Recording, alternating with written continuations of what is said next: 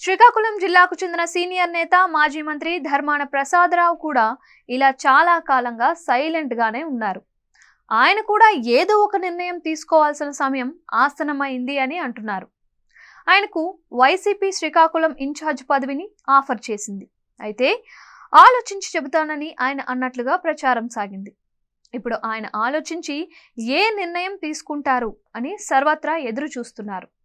ఆయన తెలుగుదేశం పార్టీలోకి వెళ్తారని ప్రచారం అయితే గతంలో సాగింది. అయితే అక్కడ కింజరాపు కుటుంబం బలంగా పాతుకుపోయి ఉంది. దీంతో ఒక్క వారంలో 2 కత్తులు ఇమడవని అంటున్నారు. ఇక మిగిలింది జనసేనలోకి వెళ్లడం.